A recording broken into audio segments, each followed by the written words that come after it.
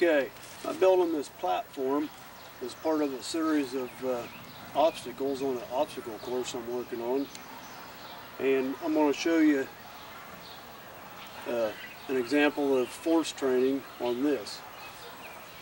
Hammer, climb, climb. Good boy. Oh. And I worked him on it last night, and so he already knew he can go up it.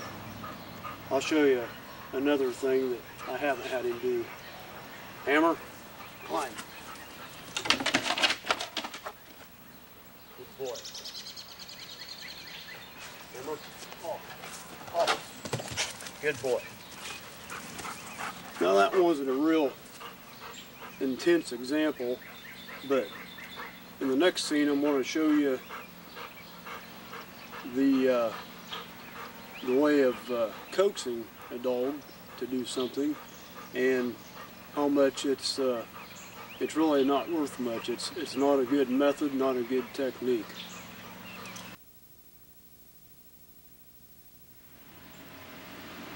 Now see, they're in the neighbor's yard. They shouldn't be. Mac! No! Yard!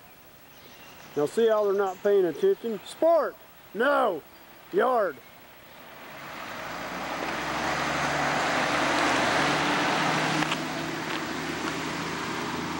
Mac! No! I told him once, and he didn't listen. Bad dog. Yard. You tell them, you give them a command one time, and they do it. That's what you aim for. Good boys.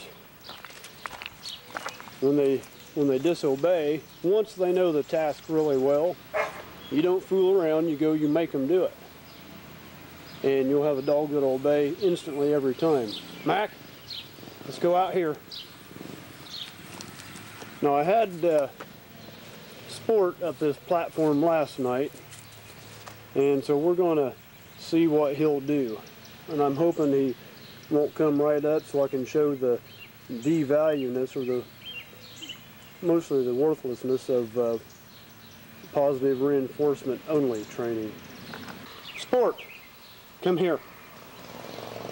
Sport, come here. Good boy. Okay, now that wasn't too bad. That's what you want. That's what you want to shoot for. You want to shoot for instant obedience. Every time. Mac, come here. He likes to do things and go right back in the house. He's doing good. Come here. Mac, no. The value of no. Come here. Good boy. Sport, come here. Good boy. Well, the scene didn't come out just as I wanted, but you see the value of the word no. They knew what they was doing was wrong after I commanded them to come here, and it works like a charm. This is body language. After you have your dog well trained, there comes a point at which, due to their sixth sense and because they can detect things that human beings cannot, they know what you're going to command them oftentimes before you even command it, especially in situations they've been in before. For example, when you first start training your dog, if you have a guard dog to attack somebody that is going for you to harm you, you're going to have to command him to. And you may want to train him to refrain from it until you command him to. But there's some situations, for example, you have your back turned, somebody goes to attack you, you want the dog to react automatically, and he probably will. But at a certain point, the dog is going to know when to attack without even being told. And it's that way with all kinds of different commands, everything really. Now I'm going to use the command of fetch to illustrate this. First I'm going to prompt him a little with my voice. Whopper, sit. Whopper, sit. Good boy. I may not have to. I got the ball in my hand. See the expression? Watch his expression.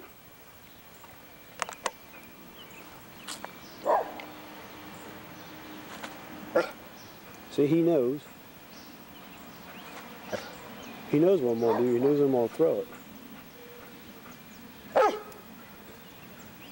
And I'm using the expression on my face that I use when I'm asking him if he wants me to throw it again. I go, Whopper, go again. Go again. Huh? He's ready. Go fetch.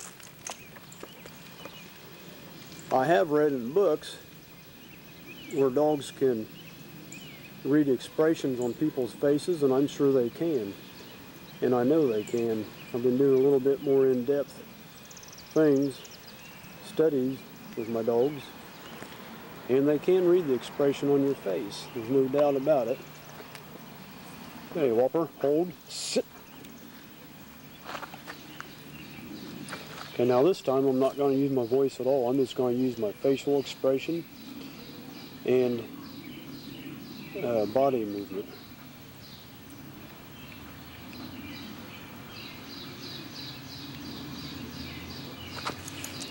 See, he's ready. Yeah, he's ready. He does that. Watch this. Whopper, go again. Go again. Huh? He does that. Chomps once when that means yes. And he did that a while ago, as you've seen, and I didn't even use any words. So that's a clear illustration of body movement. That goes along with some of my method where you initially start out force training a dog. That means you make them do what you want them to do. You physically make them to. And after a while, as they catch on and it becomes more ingrained in them, you don't go through the motion fully, but you just act like you do.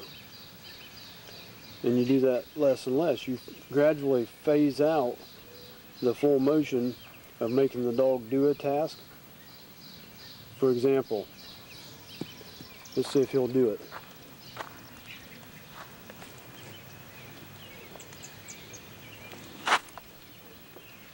Whopper, down.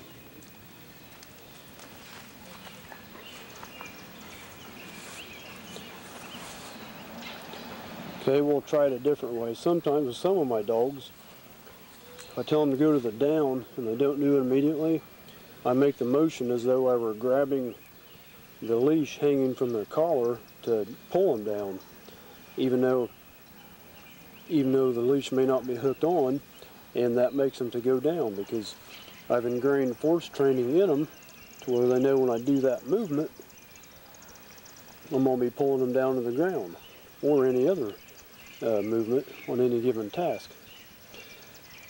And so it's conditioned.